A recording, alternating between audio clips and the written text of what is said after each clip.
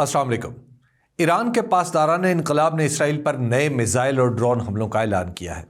इसके अलावा सोमवार के रोज़ ईरान के दारुल हुकूमत में लाखों लोगों ने सड़कों पर आकर नए सुप्रीम लीडर मुज्तबा खामनाई के साथ इजहार वफादारी किया।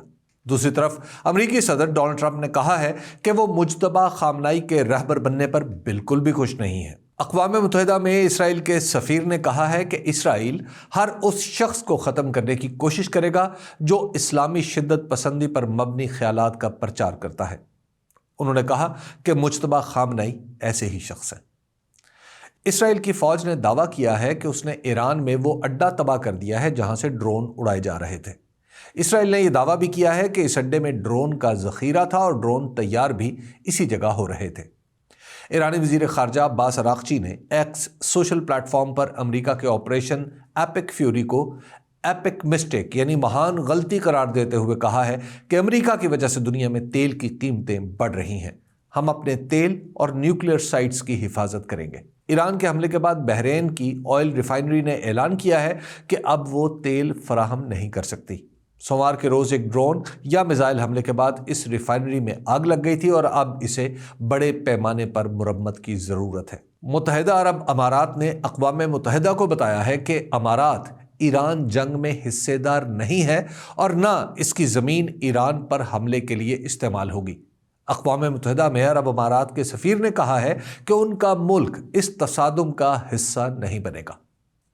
आलमी तवानाई एजेंसी ने दुनिया के 7 बड़े सनती ममालिक को तजवीज़ दी है कि वो अपने पास तेल के महफूज ज़खायर मार्केट में ले आएं ताकि तेल की कीमत कम हो सके।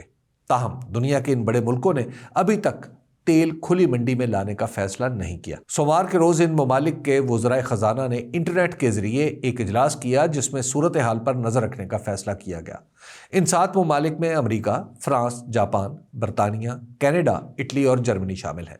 ईरान जंग के बाद दुनिया में तेल की कीमत $68 फ़ी बैरल से बढ़कर $100 फ़ी बैरल से तजावुज़ कर चुकी है। पाकिस्तान की मुसल्लह अफ़वाज के शोबा ताल्लुकात आमा के मुताबिक पाकिस्तान नेवी ने कौमी जहाज़रानी और समुद्री तिजारत को दरपेश कसीर जहती ख़तरात का मुकाबला करने के लिए ऑपरेशन मुहाफ़िज़ुल बहर शुरू कर दिया है। इंटर सर्विसेज पब्लिक रिलेशंस यानी ISPR की तरफ से जारी बयान में कहा गया है कि ये फैसला खित्ते में समुद्री सलामती की बदलती हुई सूरत हाल और अहम बहरी रास्तों में मुमकिना रुकावटों के पेश नज़र किया गया है। बयान में कहा गया है कि इस इक़दाम का मकसद क़ौमी तवानाई की रसद को बिला तातुल जारी रखना और समुद्री मवासलाती रास्तों की हिफाजत यकीनी बनाना है। बयान के मुताबिक पाकिस्तान नेवी के squadron Pakistan national shipping corporation के साथ करीबी राब्ते में है। जहाज़ों को हिफाजती स्क्वाड भी फराहम कर रहे हैं। मज़ीद कहा गया है कि पाकिस्तान नेवी मौजूदा समुद्री सूरत हाल से मुकम्मल तौर पर आगाह है और तिजारती जहाज़ों की नकलो हरकत की मुसलसल निगरानी और कंट्रोल कर रही है ताकि इनकी महफूज आमदोरफ्त यकीनी बनाई जा सके।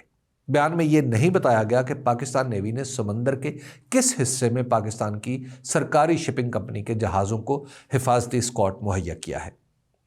नेटो ने तस्दीक की है कि उसने तुर्की की तरफ आने वाले एक मिसाइल को रास्ते में रोक लिया है। अमेरिका, इसराइल और ईरान के दरमियान जंग शुरू होने के बाद यह इस नोयत का दूसरा वाक़या है। नेटो की तर्जमान एलिसन हार्ट ने सोशल मीडिया प्लेटफॉर्म एक्स पर लिखा कि नेटो ने एक बार फिर तुर्की की तरफ आने वाले मिसाइल को रोका है। उन्होंने मजीद कहा है कि नेटो हर खतरे के मुकाबले में अपने तमाम इत्तहादियों के दिफा के लिए पूरी तरह तैयार है और तुर्की नेटो का हिस्सा है। तुर्की के सदर रजब तैयब एर्दोगान ने ईरान को खबरदार किया है कि तुर्की को निशाना बनाने की कीमत भारी है। इस वक्त तक तुर्की इस जंग का हिस्सा नहीं। अमरीकी वज़ीर ख़ारजा मार्को रूबियो ने ईरान पर इल्ज़ाम आयद किया है कि वो जवाबी हमलों के ज़रिए पूरी दुनिया को यरग़माल बनाने की कोशिश कर रहा है। रूबियो ने कहा कि इस वक्त हम सब देख रहे हैं कि ये मजहबी हुकूमत खित्ते और दुनिया के लिए किस कदर ख़तरा बन चुकी है। वो पूरी दुनिया को यरग़माल बनाने की कोशिश कर रहे हैं। कतर के वज़ीर आज़म शेख मोहम्मद बिन अब्दुर्रहमान अल थानी ने स्काई न्यूज़ को दिए गए एक इंटरव्यू में कहा है कि हमें कभी तवक्को नहीं थी कि हमारे पड़ोसी की तरफ से इस तरह की कार्रवाई हमारे खिलाफ की जाएगी। हम हमेशा ईरान के साथ ताल्लुकात को बेहतर बनाने और अच्छी हमसायगी के उसूल को बरकरार रखने की कोशिश करते रहे हैं।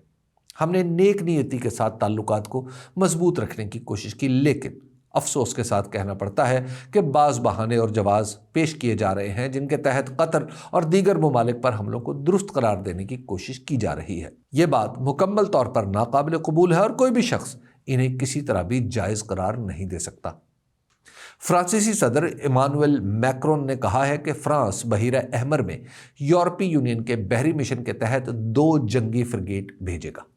میکرون نے کہا، ہم ایک مکمل طور پر دفاعی نوعیت کے بحری مشن کی تیاری کر رہے ہیں جس کا مقصد صرف جہازوں کی حفاظت اور اسکواڈ فراہم کرنا ہے۔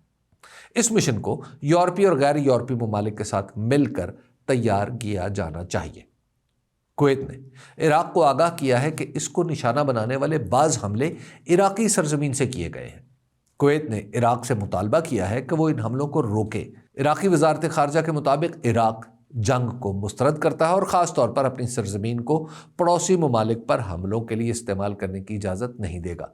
انہوں نے کہا کہ حکومت سیاسی قیادت اور مسلح افواج کے کمانڈر ان چیف کی ہدایات کے مطابق تمام ضروری اقدامات کیے جا رہے ہیں تاکہ ایسے عناصر کا تعاقب کیا جا سکے جو عراق کے مفادات اور اس کے پڑوسی ممالک کے ساتھ تعلقات کو نقصان پہنچانے کی کوشش کرتے ہیں۔ یوکرین کے صدر ولادیمیر زیلنسکی نے کہا ہے کہ 11 ممالک نے ایران کے ڈرون حملوں کا مقابلہ کرنے کے لیے ہم سے مدد مانگی ہے۔ زیلنسکی نے کہا ہے کہ اس وقت ایران کے پڑوسی ممالک، یورپی ریاستیں اور امریکہ سمیت 11 ممالک کی طرف سے درخواستیں موصول ہو چکی ہیں۔